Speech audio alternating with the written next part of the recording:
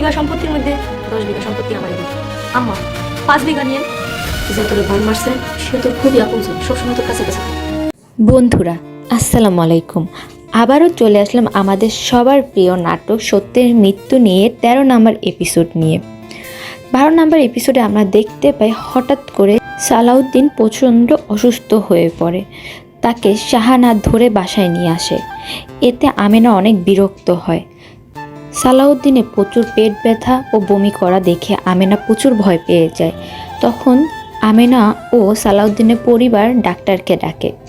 Doctor এসে বলে সালাউদ্দিনের food poisoning হয়েছে। এতে সবাই একটু চিন্তামুক্ত হলেও সত্যি সত্যি কি আসলেই সালাউদ্দিনের ফুড পয়জনিং হয়েছে তাই আমরা জানবো আমার এই ভিডিওতে। তো বন্ধুরা প্লিজ আমার চ্যানেলটিকে সাবস্ক্রাইব করবেন এবং আমার এই ভিডিওতে একটি লাইক দিয়ে দিবেন এবং পরবর্তী এপিসোডে কি হতে চলছে তা জানতে হলে অবশ্যই আমার ভিডিওটি সম্পূর্ণ দেখবেন।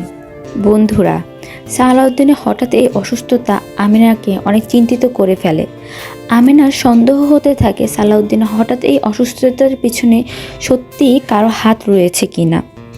অন্যদিকে আমরা 12 নম্বর এপিসোডেই জানতে পারি সালাউদ্দিন এই অসুস্থতার পিছনে তার আপন মা এবং শাহানার হাত রয়েছে।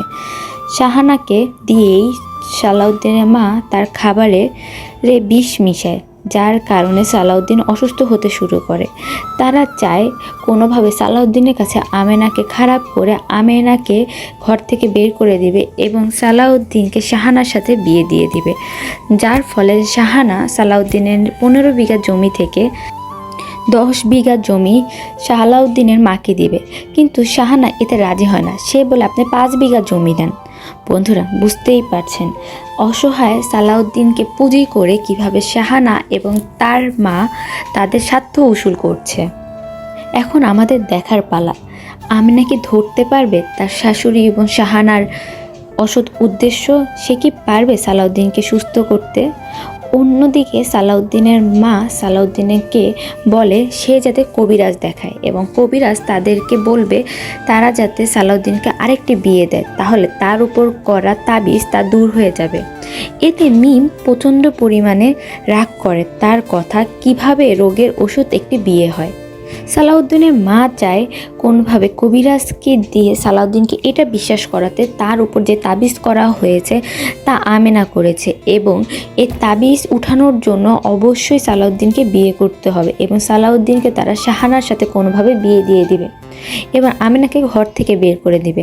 তারপরেই সালাউদ্দিনের সম্পত্তি তার মা ও শাহানা ভাগ করে নেবে। বন্ধুরা এখন দেখার পালা, আমেনা কি পারবে এই মহাবিপদকে মোকাবেলা করতে? এবং তাই দেখব আমরা পরবর্তী 13 নম্বর এপিসোডে। বন্ধুরা 13 নম্বর এপিসোডটি আপলোড করা হবে 15 এপ্রিল দুপুর 3টায়। এছাড়া নাটকটির আপডেট জানতে হলে অবশ্যই আমার চ্যানেলটিকে সাবস্ক্রাইব করবেন এবং আমার এই ভিডিওটিতে একটি লাইক দিবেন। ধন্যবাদ।